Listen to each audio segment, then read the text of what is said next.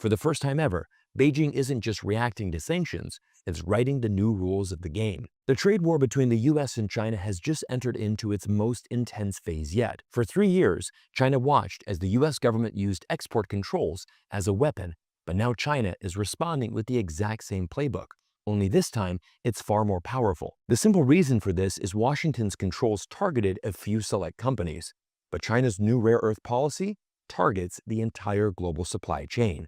Rare earths are the foundation for everything, not just microchips, but EVs, renewable energy, defense systems, and AI infrastructure. You can replace a single chip supplier, which is exactly what Beijing has been doing for the past 3 years, but you can't replace the entire ecosystem of materials that make modern technology possible. Just take a look at this fascinating chart, which breaks it down perfectly. Since 1995, China has dominated rare earth metals global production. From 2000 to 2010, China was essentially the only real player doing the hard work of processing these materials.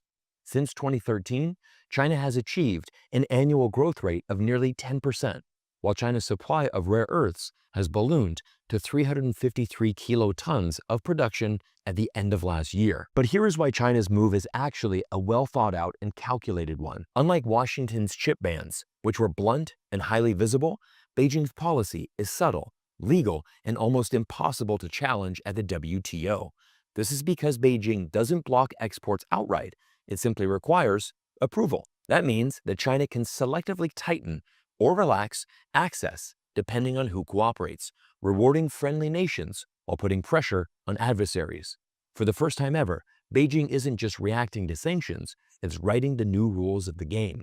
Now let's take a look at this graph, which details exactly which rare earths are being targeted in China's new export policy.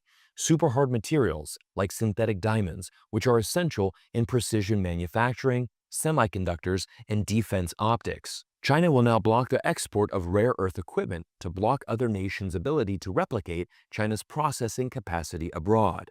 Medium and heavy rare earths used in optics, lasers, sensors, and magnetics, lithium batteries, which of course control the entire EV industry, overseas rare earth items, which essentially gives China full control on how companies around the world use these rare earths, and finally, rare earth technologies, to prevent the transfer of process know-how and limiting other foreign countries from replicating what China has built. But now I'm going to bring this full circle and explain to you why Beijing's retaliation is so worrying for the US economy. Take a look at this tweet from Dean Ball. He is a senior fellow at the Foundation for American Innovation and states, if enforced aggressively, this policy could mean lights out for the US AI boom and likely lead to a recession, economic crisis in the US in the short term. But here's the interesting thing. The US economy is already in severe trouble. Trump refuses to address this and will only talk about the stock market, which has done well so far in 2025, with the S&P 500 up a solid 11% this year alone. But when you peel back the layers, you realize the stock market is completely disconnected from the actual American economy, as over 35% of the S&P 500's value is represented by the Magnificent Seven stocks. The poster child of this group is Nvidia, whose shares have risen over 32% this year alone. Google is up 25% year-to-date, with Meta up 17% year-to-date. But what is driving these stocks in valuation? It's 100% the AI boom.